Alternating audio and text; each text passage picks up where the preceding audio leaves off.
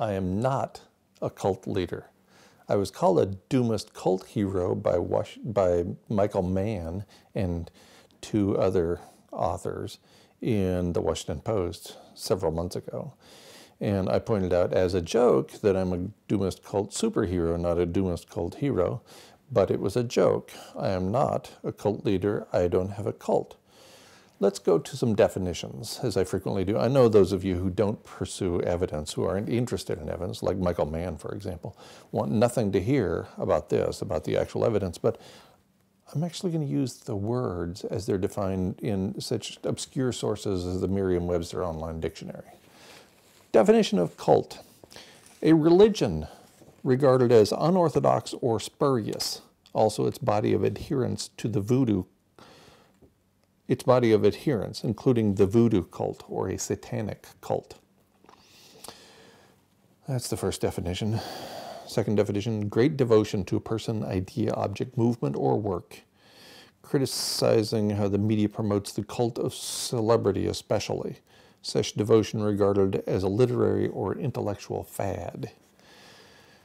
Third definition: a system of religious beliefs and ritual. Fourth, formal religious veneration or worship.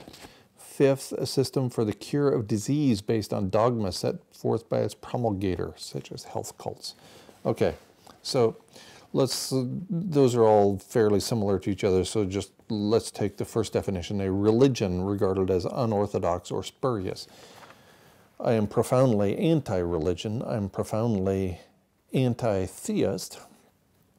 And instead, my work is rooted in evidence because I'm a rational, what most people know as a scientist. My work is based in the process of science, and through that process, I promulgate evidence. This is not a cult. I am not a cult hero. Definition number 2, great devotion to a person, idea, object, movement, or work. Yes, a few people out there are actually devoted to evidence. It's wacky, I know. But there are a few people out there who are devoted to the idea of accumulating evidence pointing to such obscure facts as abrupt climate change, which is underway right now. That doesn't mean that they are in any way viewing me as a cult leader. In fact, I turned to study.com and a lesson transcript by Nate Sullivan, an adjunct professor and freelance writer, among other things.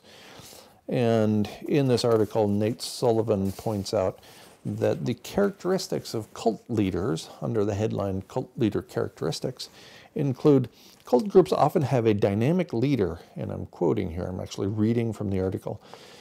Cult groups often have a dynamic leader whose authority is respected and in many cases unquestioned. A little break here. Perhaps I'm a dynamic leader.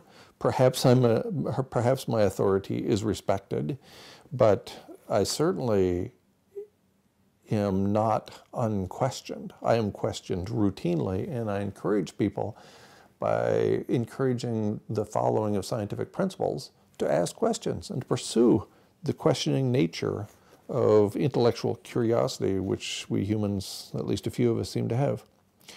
I'll go back to the article. Obedience to the leader is often required, even when it involves deviant or unhealthy activity. And then we have to bring out the age-old canard.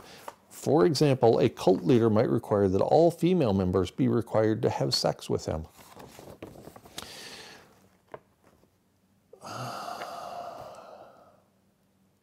Sometimes I'd love to be a cult leader.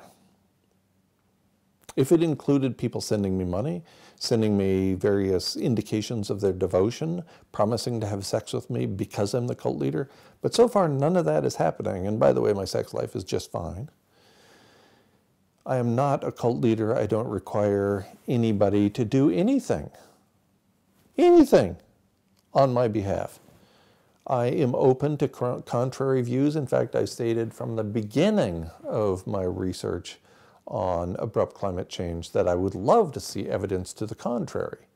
I'm not asking people to worship the notion of abrupt climate change because I'm presenting evidence indicating that it's underway.